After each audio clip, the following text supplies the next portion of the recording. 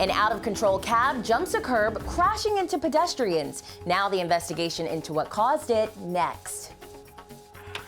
I'm Storm Team 4 meteorologist Maria LaRosa tracking rain. Who could see some flooding by tomorrow morning? And there's a Save the Wolf movement going on in the tri-state. New York Live's here with how you can help too. Hey, what's up? This is News 4 Now for June 21st. I'm Kay Ingram.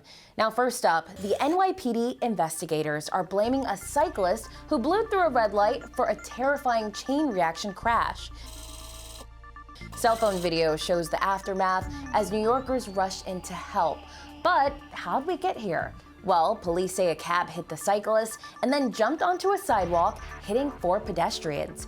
In all, 2 tourists from Mexico, 2 from Ohio, the cab driver and the cyclist were all injured. 2 are in critical condition. Police say when the cab jumped the curb onto the sidewalk, it pinned 2 women against a wall. And I see all these people over here, they're running to aid people who are injured. Honestly, the gruesomest thing you've ever seen. It's really bad. 15 to 20 New Yorkers tried to help this cab off these women. Mayor Eric Adams says the investigation will help make New York streets safer, despite there being an uptick in deaths this year. All right, also new, investigators are trying to figure out what caused a deadly tractor trailer to veer off a road and slam into a popular restaurant, leaving 1 person dead. Police say a tractor trailer hauling a dump truck in Poughkeepsie crashed into Junior's Lounge on Salt Point Turnpike Monday afternoon. They say the force of the crash caused entire sections of the 2-story business to collapse. 1 person was killed and 2 others inside the restaurant were injured. Crews closed down a stretch of the turnpike for several hours while they dug through the debris.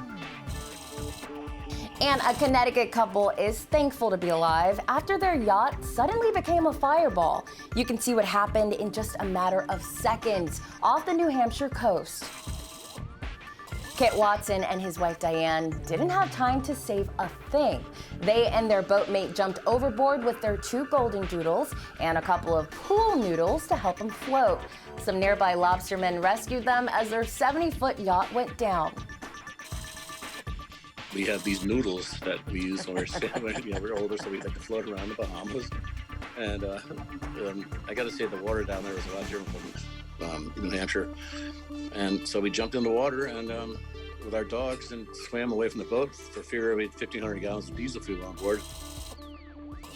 About a year ago, the couple decided to live on the water. Now they'll be on land for a while. But they say they want to get back out on the water as soon as they can get a new boat.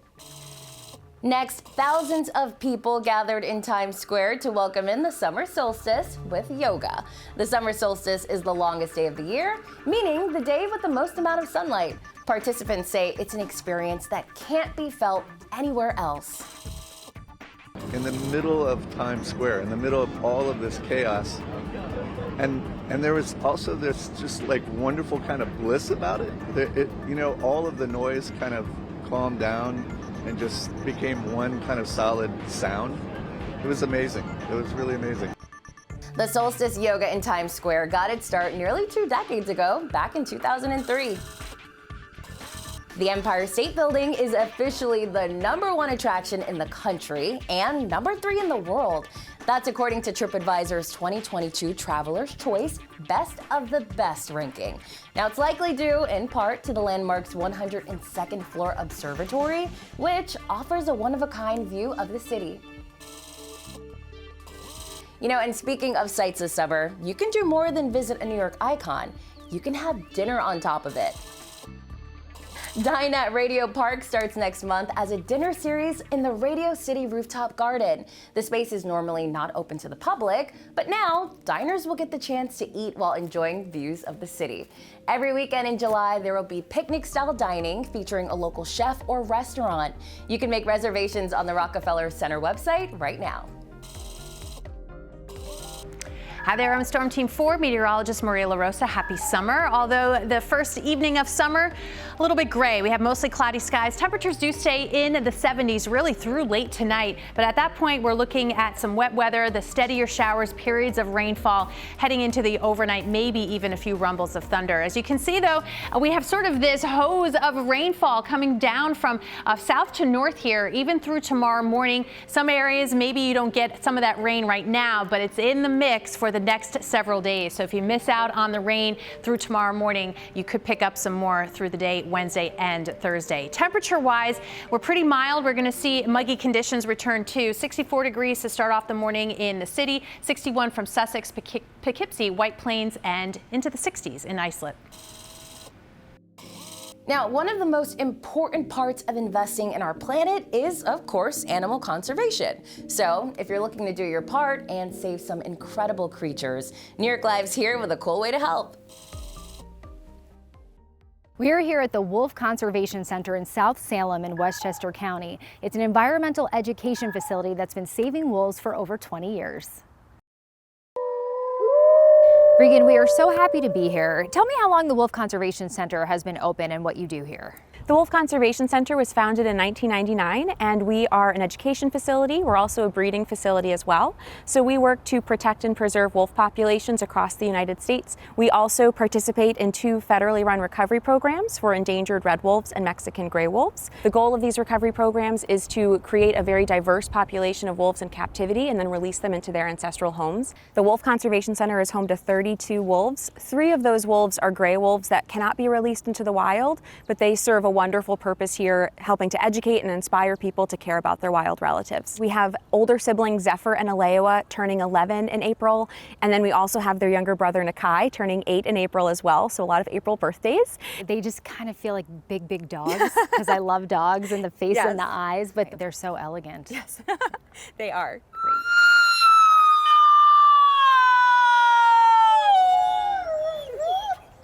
I'm very impressed by you. Thank you. So we are at the red wolf enclosure.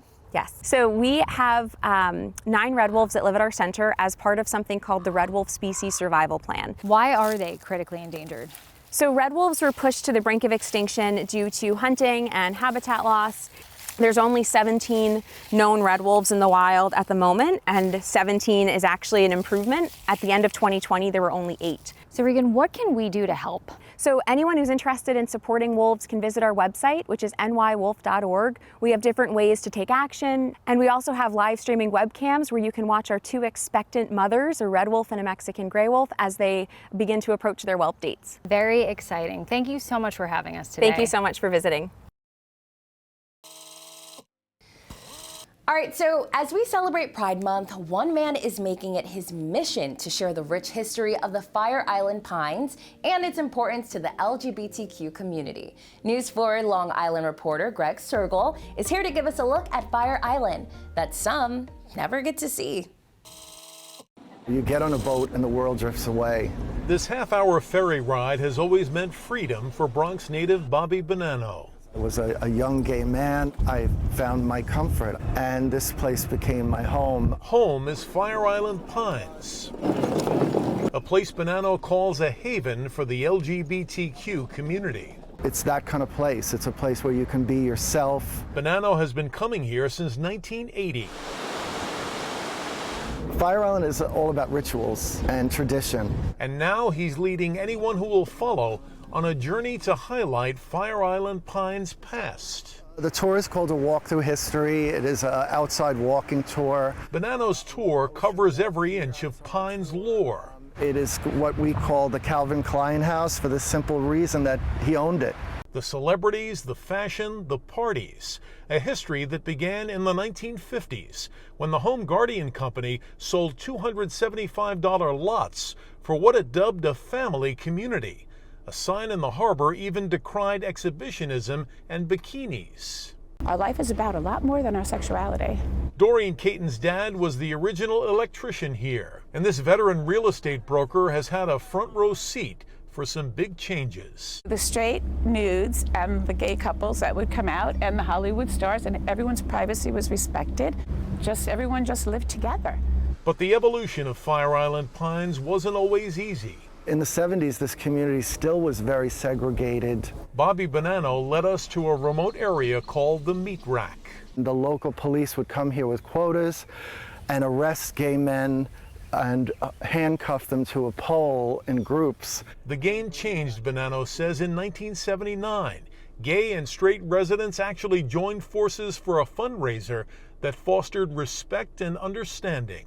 I connected with the people so beautifully. Ryan Espinoza now owns a health and wellness shop in the Pines. I started tapping into my creativity more here. There's only friends and family out here, and that part of it feels very loving. The rainbow flag is certainly celebrated here now, but Bonanno hopes that his tour will remind people of what it took to get here. The reason you come here and the reason you feel that freedom to do whatever you want is because somebody had a sacrifice in some form. Greg Sergel, News 4 New York.